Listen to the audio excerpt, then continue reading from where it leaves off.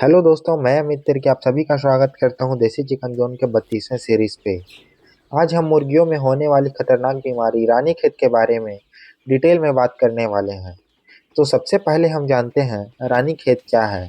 रानीखेत, जिसे न्यूकैलेस रोग भी कहा जाता है, ये बीमारी सबसे पहले भारत के उत्तराखंड में एक जगह है रानीखेत, वहाँ देखने को मिली थी।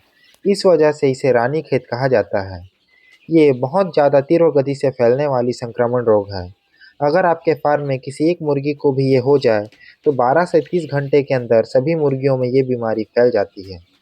ये रोग मुर्गी के इम्यूनिटी सिस्टम को वीक कर देती है, और जब ये बीमारी आपके फार्म में आ जाए तो 50 से 95% तक मॉर्टेलिटी देखने को मिल सकती है। अब हम जानते हैं इसके लक्षण को, जिसे देखकर आप पहचान सकते हैं कि आपकी मुर्गियों को रानीखेत है या नहीं। रानीखेत होने पर मुर्गियों को दस्त होने लगता है और वे हरी रंग की बीट करने लगती हैं।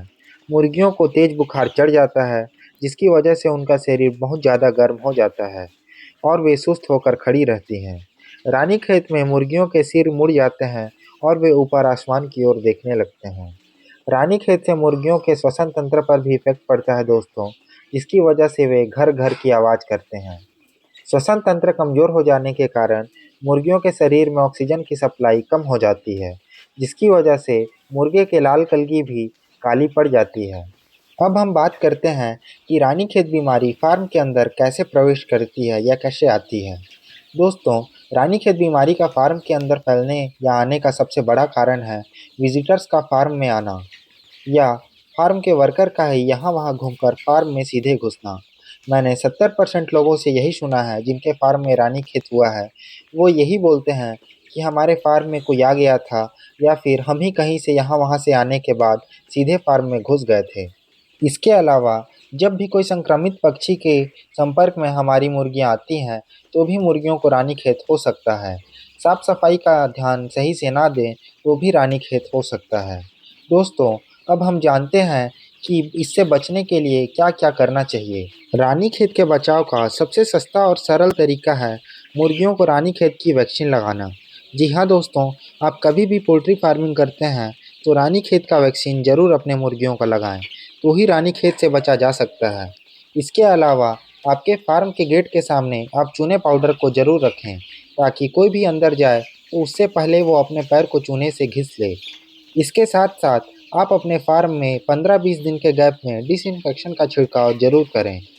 ये सब के बाद भी अगर आपके फार्म में रानीखेत हो जाए, तो आप उसे इम्यूनिटी बढ़ाने के लिए इम्यूरिच, इम्यूमिनिम, इम्यू बूस्टर दिन के पानी में दें, और रात के पानी में पैरासिटामोल की 10 गोली 600 mg वाली 100 मुर्गियों के हिसाब से पानी में घोलकर दें, और उसी पानी में आपको ई-केयर-सी भी 15 ग्राम देना है। दोस्तों, वैसे तो रानीखेत के लिए कोई दवाई नहीं बनी है, लेकिन आप चाहें तो मेरे द्वारा बताए हुए इन दवाइयों का उपयोग आप कर सकते हैं। मैंने जितने भी फार्मर्स को जिनके फार्म में रानीखेत आ चुका है, उनको ये ट्रीटमेंट कराया है, वहाँ अच्छा रिजल्ट देखने को मिला है। ये सब ट्रीटमेंट के बाद अगर आपकी मुर्गियाँ ठीक हो जाएँ, तो आप उसे जल्दी से जल्दी बेच दें दोस्तों। नहीं तो आगे चलकर आपके फार्म के दूसरे मुर्गियों को वो रानीखेत से संक्रमित कर सकती हैं। आपको एक बात और बता दूं दोस्तों, जब मुर्गियां रानीखेत से संक्रमित हो जाती हैं, तो वो दाना पानी खाना कम कर देती हैं या फिर बंद कर देती हैं। तो ऐसी स्थिति में आपको उन्हें अपने हाथों से दाना पानी खिलाना होगा। इसलिए इन सब परेशानियों को झेलने से अच्छा है कि आप उन्हें वैक्सीन ही लगाएं। आपसे कल फिर मुलाकात होगी दोस्तों, देसी चिकन जोन के एक और नए सीरीज़ पे। तब तक के लिए धन्यवाद।